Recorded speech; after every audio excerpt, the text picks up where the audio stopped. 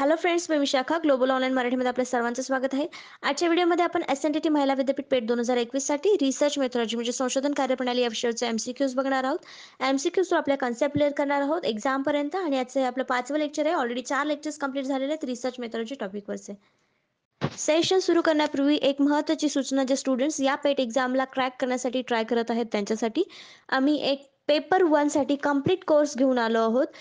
ज्यामध्ये तुम्हाला फुल syllabus video lectures, फुल syllabus notes English Marathi दोन्ही लँग्वेजमध्ये, त्यानंतर 10 फुल सिलेबस टेस्ट रिसर्च मेथॉलॉजीवरती आणि कंप्लीट गायडन्स मिळणार आहे PhD ॲडमिशनसाठी. जे स्टुडंट्स या एस.एन.डी.टी महिला विद्यापीठाच्या पेट एक्झामसाठी अप्लाय करत आहेत त्यांच्यासाठी हा कंप्लीट कोर्स खूप उपयोगी आहे.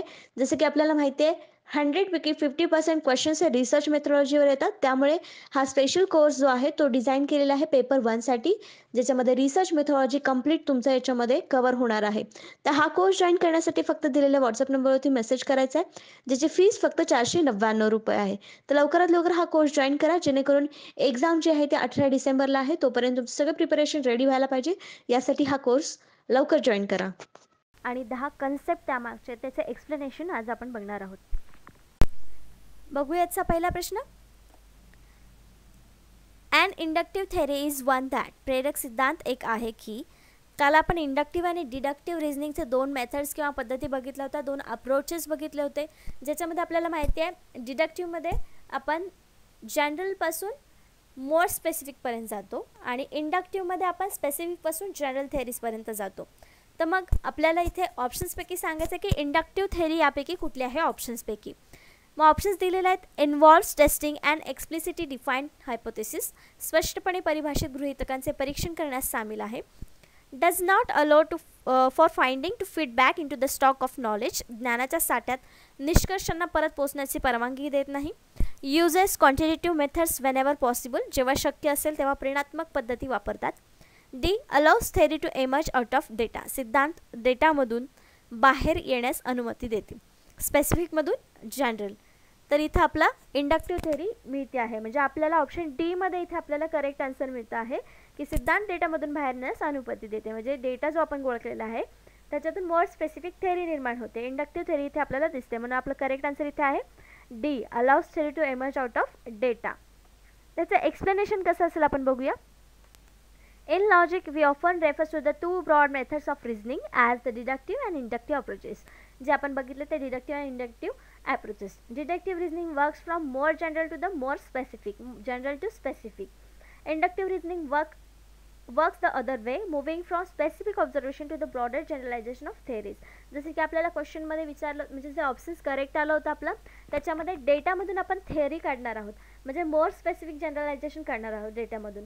मग इथं आपलं काय असणार आहे इंडक्टिव्ह रिझनिंग असणार आहे. इंडक्टिव्ह थेअरी आपल्याला काढायची होती क्वेश्चनमध्ये आणि ते आपल्याला चौथ्या ऑप्शनमध्ये क्लिअरपणे मिळालं होतं. म्हणून आपला चौथा ऑप्शन जे होतं डी ते करेक्ट आन्सर होतं. नेक्स्ट क्वेश्चन बघूयाचा सेकंड नंबरचा. What is the epistemological position held by the पॉझिटिव्हिस्टद्वारे तात्विक स्थिती याला काय म्हणतात किंवा ज्ञानमीमांसा स्थितीला काय म्हणतात. तर एपिस्टेमॉलॉजी म्हणजे काय आपण सुरुवातीला समजून घेऊया. एपिस्टेमॉलॉजी म्हणजे एखाद्या ज्ञानावरती म्हणजे एखाद्या विषयी खूप बेसला जाऊन आपण आणखीन माहिती घेतो किंवा त्याचा सोर्स शोधतो किंवा त्याच्याबद्दल आणखीन माहिती मिळवण्यासाठी प्रयत्न करतो, त्यालाच आपण एपिस्टेमॉलॉजी असं म्हणू शकतो. तर त्या एपिस्टेमॉलॉजीचं पोझिशन पॉझिटिव्हिस्ट जे आहेत त्यांचं काय म्हणणं आहे किंवा त्याला काय म्हणतात हे आपल्याला सांगायचं आहे. ऑप्शन्स आहेत. There is no substitute for in depth hermeneutic understanding of society. समाजाचा सखोल हार्मोनेटिक समजण्याला पर्याय नाही. Scientific research should be based on value free empirical observation. वैज्ञानिक संशोधन मूल्यमुक्त अनुभवजन्य निरीक्षणावर आधारित असावे. Events and discourages in social world prevents us from having direct knowledge of natural order. सामाजिक जगातील घटना आणि प्रवचन आपल्याला नैसर्गिक ऑर्डरचे थेट ज्ञान घेण्यापासून प्रतिबंधित करतात. It is important to remain optimistic about our research even when things go wrong. गोष्टी चुकीच्या झाल्या तरीही आपल्या संशोधनाबद्दल आशावादी राहणे महत्त्वाचे आहे. तर यापैकी कुठली गोष्ट आपल्याला जास्त पॉझिटिव्ह वाटते आहे तर तेच आपल्या पॉझिटिव्हिस्टचं म्हणणं आहे किंवा त्यांचं पोझिशन जे आहे तीच आहे. तर यामधलं बी ऑप्शन जे आहे ते आहे scientific research should be based on value free empirical observation, म्हणजे मूल्यमुक्त असावा आणि अनुभवजन्य निरीक्षणावर आधारित असावं. त्यातूनच आपल्याला योग्य माहिती मिळेल आणि जे आपल्याकडे ऑलरेडी माहिती आहे त्याच्यावरचा आणखीन क्लिअर नॉलेज आपल्याला मिळेल. मग ऑप्शन बी जे आहे तेच आपलं करेक्ट आन्सर आहे की scientific research should be based on value free empirical observation. तर what is epistemological position held by positivist, that is scientific research should be based on value free empirical observation.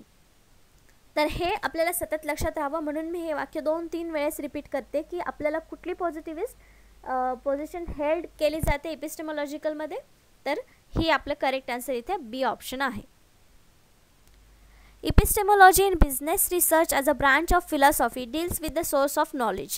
तर epistemology म्हणजे काय, तर source of knowledge थोडक्यात आपण म्हणू शकतो. Specifically epistemology is concerned with possibilities, nature, sources and limitation of knowledge in field of study.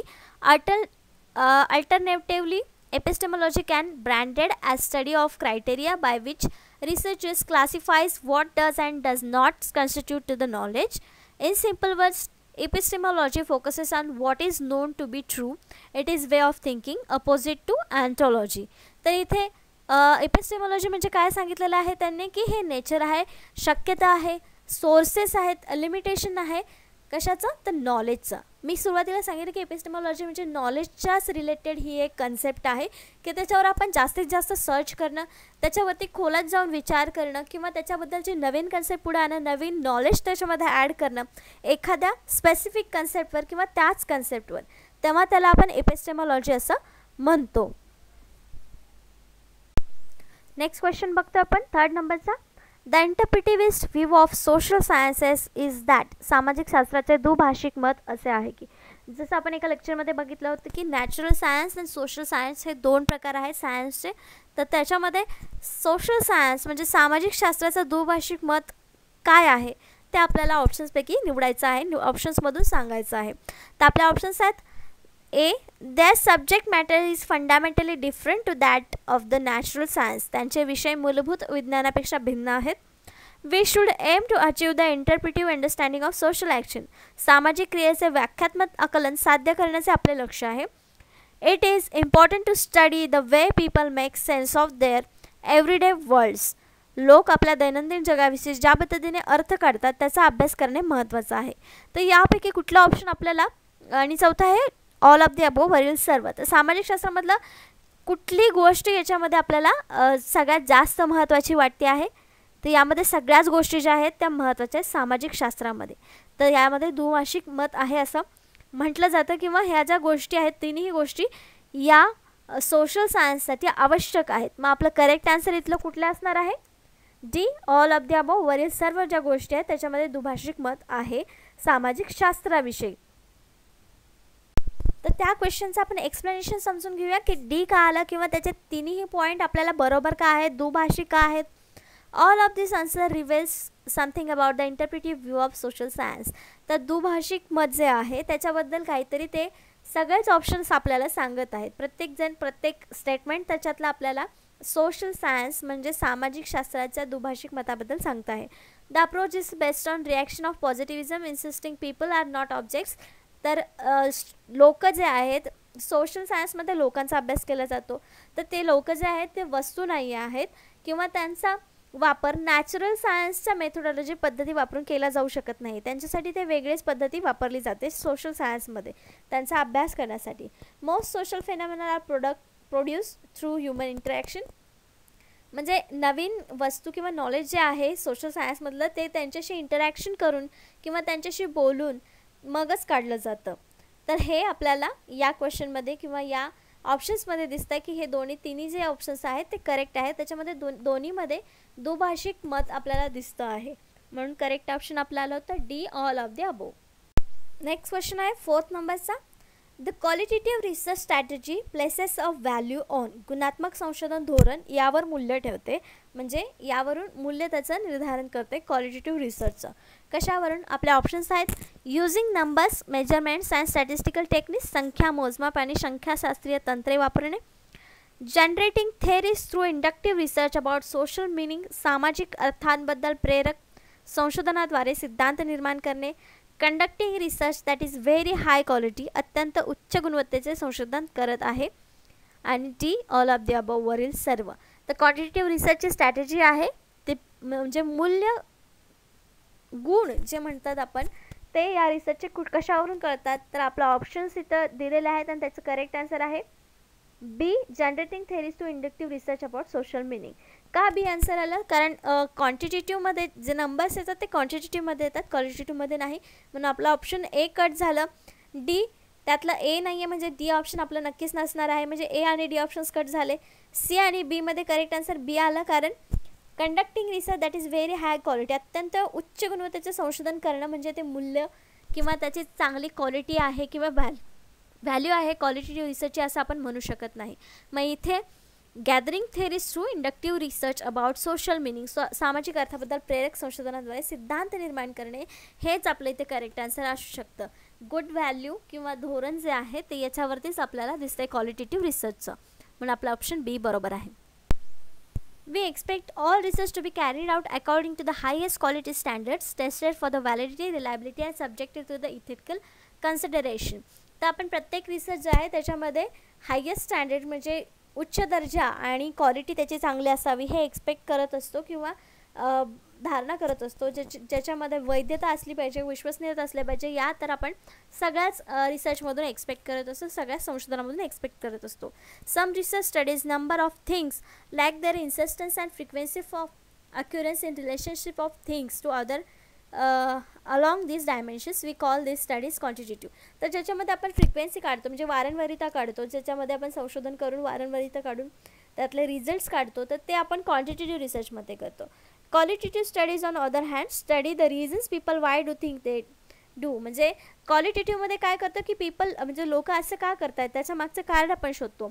How they feel about that, त्याच्याबद्दल ते लोक काय फील करतात. Their general likes and dislikes, त्यांच्या आवडी नाआवडी काय आहेत हे आपण याचा अभ्यास आपण क्वांटिटेटिव्हमध्ये संख्या येतात आणि क्वालिटेटिव्हमध्ये या प्रकारचे प्रश्न येतात. The problem is that quantitative studies frequently are interested in how many people feel the same way about something, and qualitative studies might want to show what percentage of respondents indicates particular feelings. For example, तर त्यांनी काय सांगितलेलं आहे, quantitative आणि क्वालिटेटिव्हमधला difference सांगितलेला आहे. क्वालिटेटिव्हमध्ये असं दिलेलं आहे की किती लोक एक सेम फिलिंग एक्सप्रेस करतात किंवा सेम फिलिंग सगळ्या लोकांना येते. नंबर जो आहे तो क्वांटिटेटिव्हमध्ये. तर क्वालिटेटिव्हमध्ये काय येणार आहेत की सेम फिलिंग किती % लोक करत आहेत. हा क्वेश्चन रिसर्चचा प्रॉब्लेम जो असेल तो असेल क्वालिटेटिव्हचा.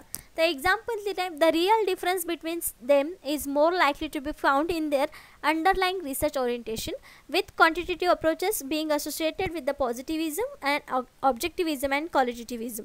Approaches link to interpretive and constructivism. तर आपल्याला असं दिलेलं आहे. तर एक्झाम्पल त्यांनी जे दिलं होतं की क्वांटिटेटिव्ह काय आहे, एकच उदाहरण दिलं होतं की सेम फिलिंग असणारे किती लोक आहेत हे येणार क्वांटिटेटिव्हचा विषय, आणि ती फिलिंग किती % लोकांना आहे, एक फिलिंग किती % लोकांना आहे, हा झाला आपला क्वालिटेटिव्ह रिसर्च. त्याच्यामध्ये आपल्याला क्वांटिटेटिव्ह काय रिसर्च म्हणजे कुठला आणि क्वालिटेटिव्ह रिसर्च म्हणजे कुठला आहे हे क्लिअर झालेलं असावं. नेक्स्ट क्वेश्चन आहे 5th नंबरचा, which of the following is an example of value free research. खालीलपैकी कोणते मूल्यमुक्त संशोधनाचे उदाहरण आहेत. लास्ट क्वेश्चनमध्ये आपण एक बघितलं आहे की मूल्यमुक्त संशोधन असावं, एक्सपिरियन्स बेस म्हणजे ऑब्झर्वेशन बेसवर रिसर्च असावं. तर तेच व्हॅल्यू फ्री रिसर्चचं उदाहरण कोणतं आहे ते आपल्याला सांगायचं आहे. ऑप्शन्स दिलेले आहेत, कॉन्शियस पार्शलिटी, जाणीव पक्षपात, सिम्पथी फॉर द अंडरडॉगसाठी सहानुभूती, अनस्ट्रक्चर्ड इंटरव्ह्यूइंग, रचना नसलेली मुलाखत. व्हॅल्यू फ्री रिसर्च काय असेल यातलं उदाहरण द्यायचं आहे. त्याचं करेक्ट आन्सर जे आहे ते आहे D, none of the above, वरीलपैकी काहीही नाही. त्याचं एक्सप्लेनेशन बघूया आपण की हे तिन्ही जे ऑप्शन्स आहेत त्याच्यामध्ये आपल्याला व्हॅल्यू नाही आहे असं आपल्याला दिसतं आहे, पण तरी पण हे आन्सर का नाही आहेत, D none of the above का आन्सर आलं ह्याचं. एक्सप्लेनेशन आहे, values reflect either the personal beliefs or the feelings of researchers. तर व्हॅल्यू काय करत असणार, वैयक्तिक बिलीफ आणि फिलिंग्स, रिसर्चर्सच्या भावना ज्या आहेत ते प्रेझेंट करत असतात किंवा त्या दाखवत असतात व्हॅल्यूज. मग आपल्याला प्रश्नामध्ये जे दिलेलं आहेत ऑप्शन ए आणि बी ते फक्त इंडिकेटिव्ह ऑफ व्हॅल्यूज, ते कॅनॉट बी करेक्ट. ते इंडिकेटिव्ह आहेत व्हॅल्यूजचे, ते करेक्ट असू शकत नाही, ते रिसर्च व्हॅल्यू फ्री रिसर्चचे उदाहरण असू शकत नाही. आणि तिसरा ऑप्शन होता unstructured interviewing in research method. तर अनस्ट्रक्चर्ड इंटरव्ह्यूइंग ही एक रिसर्चची मेथड आहे, एक्झाम्पल नाही आहे रिसर्चचं. Typically used in qualitative research of strategies, म्हणजे क्वालिटेटिव्ह रिसर्चमध्ये ही आपण मेथड वापरतो, interview unstructured interview. But method by itself cannot be regarded as value free value added. म्हणजे जे मेथड आहे ती कधी व्हॅल्यू फ्री किंवा व्हॅल्यू ॲडेड असू शकत नाही. So must be incorrect, making answer D is correct by default. म्हणजे त्यांनी सांगितलेलं आहे की मग हे तिन्ही ऑप्शन जर करेक्ट नसतील तर आपल्याला by default D option correct आहे असे म्हणावं लागेल. Can there be such thing as value free research might have been. म्हणजे असा प्रश्न आहे की व्हॅल्यू फ्री रिसर्च अशी कन्सेप्ट आली आहे, कन्सेप्ट असेल पण त्यामध्ये अजून व्हॅल्यू फ्री रिसर्च असा एखादा उदाहरण आपल्याला देता येणार नाही, असं क्वेश्चन अजून समोर आलेलं नाही आहे असं आपण सांगू शकतो. नेक्स्ट क्वेश्चन आहे 6 नंबरचा. An important practical issue to consider when designing a research project is. संशोधन प्रकल्पाची आखणी करताना एक महत्त्वाचा व्यावहारिक मुद्दा विचारात घ्यावा लागतो. तो मुद्दा कुठला? आपले ऑप्शन्स आहेत. Which theoretical perspective you find most interesting. कोणता सैद्धांतिक दृष्टिकोन आपल्याला सर्वात मनोरंजक वाटतो तो. हा व्यावहारिक मुद्दा झाला का? नाही. मग आपला करेक्ट आन्सर इथे हे नसणार आहे. Whether or not you have time to retire the bathroom first. आपल्याला प्रथम स्नानगृह टेकवण्याची वेळ आहे की नाही हे विचार करायचे. हा महत्त्वाचा मुद्दा आहे का संशोधन प्रकल्पाची आखणी करताना? नाही. See how much time and money you have to conduct the research. आपल्याकडे संशोधन करण्यासाठी किती वेळ आणि पैसा आहे. आणि D which colour of ring blender to present your work in. आपले कार्य सादर करण्यासाठी रिंग बाइंडरचा कोणता रंग हवा आहे किंवा कोणता रंग आहे, हे महत्त्वाचे मुद्दे आहेत का? तर ए, बी आणि डी वाचल्यानंतर आपल्याला लगेच लक्षात येईल की व्यावहारिक मुद्दा हा नाही. व्यावहारिक मुद्दा आपल्याला सी ऑप्शनमध्ये दिसतोय, एक पैसा दिसतो आहे आणि वेळ दिसतो आहे. मग आपल्याला करेक्ट ऑप्शन देखील तेच आहे. How much time and money you have to conduct हा विचाराचा मुद्दा जो आहे तो आपल्याला संशोधन प्रकल्पाची आखणी करताना लक्षात ठेवावा लागतो. हा एक महत्त्वाचा मुद्दा आहे, म्हणून आपलं करेक्ट आन्सर इथं सी आलेला आहे. तर त्याचा आन्सर हे कसं आलं आपण एक्सप्लेन करूया. It's ability to force us to transcend the constant impose by the scarcity of time and money. वेळ आणि पैशाच्या कमतरतेमुळे घालून दिलेल्या मर्यादा ओलांडण्यासाठी आपल्याला भाग पाडण्याची त्याची क्षमता आहे. At the outset we might persuaded ourselves to tackle something we can achieve well even if it is not very exciting. जरी इंटरेस्टिंग नसेल, एक्साइटिंग नसेल तरीसुद्धा आपण त्याच्यामध्ये काहीतरी अचीव करण्यासाठी जेव्हा प्रयत्न करतो तेव्हा त्यातून चांगलं काहीतरी आपल्याला मिळतं. जेव्हा पैसे आणि टाईम आपण मॅनेज करू तेव्हा, किंवा किती खर्च करण्याची आपली क्षमता आहे त्याच्यावरती. Rather than producing poor research on fascinating or important topic. Furthermore, we will force to consider target population and the likelihood of being able to construct probability samples. Practicality have to do with how you would implement your theoretical approach and the color of ring blender, while the certainty and important issue is an aesthetic choice. म्हणजे आपल्याला इथे सांगितलेलं आहे की जिथं रंग वगैरे विचारतात तर ते जे आहे ना, तर तो रंग वगैरे जे सौंदर्य म्हणजे खुलवण्यासाठी किंवा सजावटीसाठीचा आहे. पण सर्वात पहिला जो पॉईंट आहे आपल्याला संशोधनाचा आराखडा तयार करण्यासाठी लागणार आहे तो आपल्याला टाईम किती आहे, आपण त्याच्यासाठी टाईम किती देणार आहे आणि मनी किती लागणार आहे, हा व्यावहारिक मुद्दा आपल्याला तिथे लक्षात घेतला पाहिजे. म्हणून आपलं करेक्ट आन्सर हे आलं होतं. नेक्स्ट क्वेश्चन आहे 7th नंबरचा. The constructionist ontological position suggest that. Last क्वेश्चनमध्ये आपण बघितलं तर epistemological position positivist suggest that. आता आहे the constructionist ontological position suggest that. बांधकाम व्यवसायातील अँटॉलॉजिकल स्थिती सूचित काय करते? ऑप्शन्स आहेत. Social phenomena that their meanings are constantly being accomplish by social actors. सामाजिक घटना आणि त्यांचे सर्व अर्थ सामाजिक कलाकाराकडून सतत केले जात आहेत.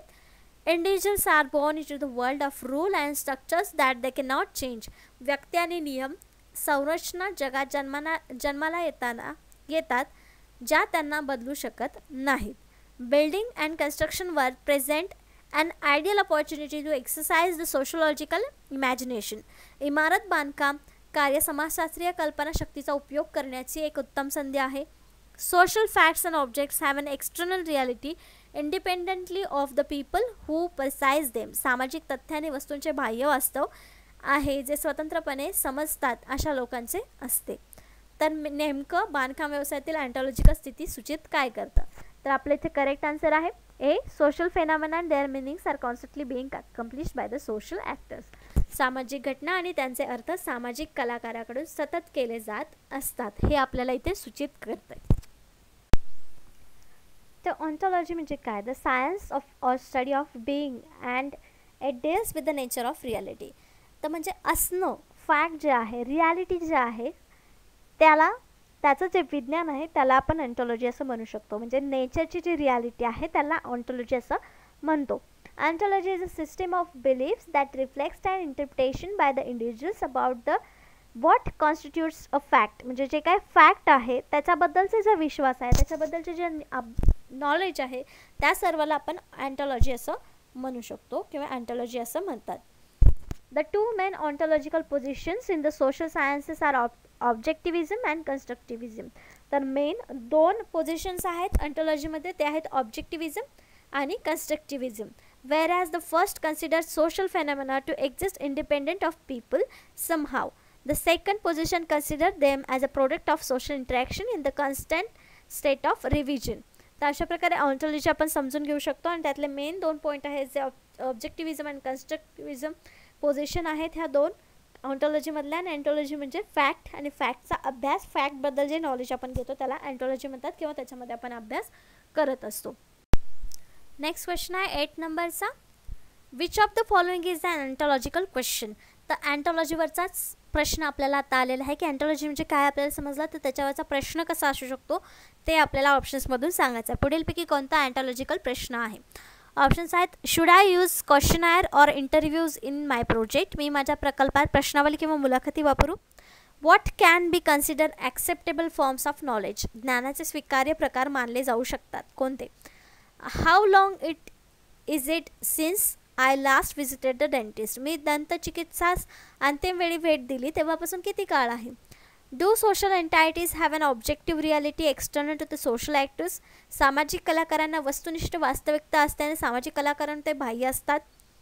तर हे आपले ऑप्शन्स आहेत, क्वेश्चनमध्येच आपले ऑप्शन्स आहेत. आणि तर आपल्याला याचं करेक्ट ऑप्शन सांगायचं आहे. करेक्ट आन्सर याचं आहे ते आहे डी. कारण त्याच्यामध्ये आपल्याला आपण बघितलं की ऑन्टॉलॉजी म्हणजे काय, फॅक्ट, आणि फॅक्टवरती रियालिटीवरती आपल्याला प्रश्न विचारलेले असतात. मग याच्यावरती आपल्याला काय विचारलेलं आहे? Reality. Do social entities have an objective reality external to social actors. याच्यामध्ये या प्रश्नामध्ये आपल्याला मिळतं आहे काहीतरी रियालिटी जे आहे त्याच्यावरती प्रश्न विचारलेला आहे किंवा त्यातून जे आन्सर मिळणार आहे ते रियालिटी असणार आहे. म्हणून इथे हा जो क्वेश्चन आहे तो आहे अँटॉलॉजिकल क्वेश्चन. त्याचं एक्सप्लेनेशन कसं देऊ शकतो आपण? Ontology. The first branch is ontology or the study of being. Being म्हणजे असणं, कशाचा? असण्याचा अभ्यास म्हणजे अँटॉलॉजी असं आपण थोडक्यात म्हणू शकतो. Which is concern with what actually exist in the world about which human can acquire knowledge. म्हणजे जगामध्ये काय आहे याच्याबद्दल अभ्यास करणं, त्याच्याबद्दल नॉलेज घेणं म्हणजे ontology. Ontology help researchers recognize how certain they can be about nature and existence of the object they are researching. ज्या गोष्टीबद्दल ते रिसर्च करतात त्या गोष्टी कशा अस्तित्वात आल्या किंवा त्याचं अस्तित्व काय आहे याबद्दलचं जे नॉलेज असतं ते अँटॉलॉजीमध्ये आपल्याला मिळतं. When we ask deep question about what is nature of the universe, or is there a God, or what happens to us when we die, or what principle govern the properties of matter, we are asking inherently ontological questions. तर हे रियालिटीवरती questions आहेत, रियालिटीशी related आहेत, फॅक्टशी related आहेत. म्हणून हे जे questions आहेत ते ऑन्टॉलॉजिकल क्वेश्चन्स आहेत. हे एक्झाम्पल दिलेले आहेत आपल्याला ऑन्टॉलॉजिकल क्वेश्चन्स कसे असू शकतात. म्हणून आपलं करेक्ट आन्सर तिथे डी आलं होतं जे आपल्याला रियालिटीवरती क्वेश्चन विचारला होता. नेक्स्ट क्वेश्चन आहे 9th नंबरचा. What is the grand theory. Grand theory म्हणजे काय आपल्याला सांगायचं आहे. तर थोडक्यात ग्रँड थेअरी म्हणजे काय की एखाद्या गोष्टीबद्दल, फेनॉमेनाबद्दल, पर्टिक्युलर गोष्टीबद्दल जास्त माहिती आपल्याला मिळणं म्हणजे ग्रँड थेअरी असं आपण म्हणू शकतो थोडक्यामध्ये. तर क्वेश्चन ऑप्शन्समध्ये काय दिलेलं आपण बघूया.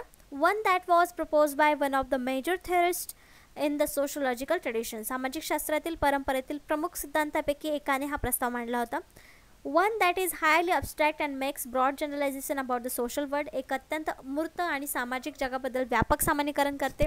And intermediate level explanation of observe regularities. निरीक्षण नियमितपणाचे दरम्यानचे पातळीचे स्पष्टीकरण करतं. A particularly satisfactory theory that makes the researcher feel happy. एक विशेषतः समाधानकारक सिद्धांत ज्यामुळे संशोधकास आनंद होतो. त्याचं करेक्ट आन्सर आहे B, one that is highly abstract and make broad generalization about social world. तर ग्रँड थेअरी हा जो विषय आहे किंवा कन्सेप्ट आहे ती सोशल सायन्स किंवा सोशल वर्ल्डशी रिलेटेड आहे, ज्याच्यामध्ये ब्रॉड कॅटेगरीमध्ये आपण एखादा स्पेसिफिक फेनॉमेनाचा स्टडी आपण जास्त मोठ्या प्रमाणात करत असतो. म्हणजे एक अत्यंत अमूर्त आणि आहे आणि सामाजिक जगाबद्दल व्यापक सामान्यीकरण करते, त्याला ग्रँड थेअरी असं म्हणतो. Grand theory is a term coined by American sociologist C. Wright Mills in the sociological imagination to refer the form of highly abstract theorizing in which formal organization and arrangement of concept takes priority over understanding the social reality. Social reality जी काही आहे ते समजून घेण्यासाठी ही concept आपण इथे वापरतो आहोत, ज्याला बोलतो आपण grand theory. In his view, grand theory is more or less separate from concrete concerns of everyday life and its variety in time and space. तर ही जी थेअरी आहे ती आपल्याला more or less separate from बाकीचे जे theories आहेत त्याच्यामधून वेगळी आहे असं आपण म्हणू शकतो. तर ग्रँड थेअरी म्हणजे थोडक्यात काय, तर सोशल रियालिटीचा अभ्यास करण्यासाठी ही थेअरी आपण वापरतो. नेक्स्ट क्वेश्चन आहे 10th नंबरचा. Why might we say that quantitative research also try to study social meanings. आपण असे म्हणू शकतो की परिणात्मक संशोधन सामाजिक अर्थाचा अभ्यास करण्याचा देखील प्रयत्न करतं. तर क्वांटिटेटिव्हमध्ये आपण बघितलं की सांख्यिकीय माहिती वापरून जी काय माहिती आपण गोळा करतो किंवा रिसर्च करतो तो क्वांटिटेटिव्ह रिसर्च असतो. पण असं देखील आपण असं म्हणतो की परिणात्मक संशोधन देखील सामाजिक अर्थाचा अभ्यास करण्याचा प्रयत्न करत आहे, असं कुठल्या ह्याच्यावर म्हणू शकतो. ऑप्शन्स दिलेले आहेत, त्यापैकी एक करेक्ट ऑप्शन आपल्याला निवडायचं आहे. ऑप्शन्स आहेत because the method they use most in that interview, कारण त्यांनी सर्वात जास्त वापरलेली पद्धत म्हणजे सखोल मुलाखत. Because their written reports usually refers to the interpretivist epistemology, कारण त्याचे लिखित अहवाल सहसा इंटरप्रिटिव्हिस्ट इपिस्टेमॉलॉजी संदर्भ घेतात. Because survey and questionnaire are use to examine attitudes and opinions, कारण सर्वेक्षण प्रश्नावली वृत्ती आणि मते तपासण्यासाठी वापरली जातात. Because they observe human behaviour in laboratory, कारण ते प्रयोगशाळेत मानवी वर्तन पाहतात. त्याचं करेक्ट आन्सर एकच असणार आहे, ते म्हणजे सी, ज्याच्यामध्ये क्वेश्चनायर आणि सर्वे वापरला जातो की लोकांचं मतं आणि वृत्ती तपासण्यासाठी किंवा त्यांचे मतं घेण्यासाठी.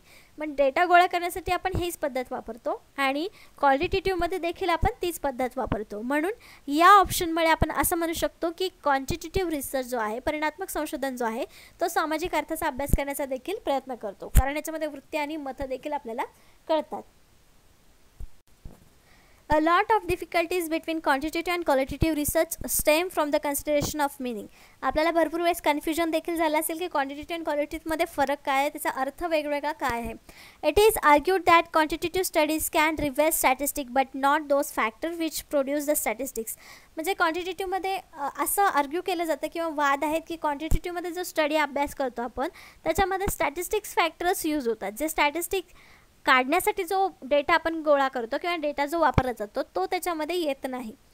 Furthermore although what things are had and what they mean fundamentally different, म्हणजे जे काय आहे आणि ज्याचे काय आपण त्याचा अर्थ निघतो ह्या दोन्ही गोष्टी मूळतः वेगळ्या आहेत. It is and meaning of things that shape people relationship with the world around them. On the other hand there can be little doubt that quantitative social research really are driven by the need to understanding meaning. So the argument is really between efficiency of method they such use to uncover it.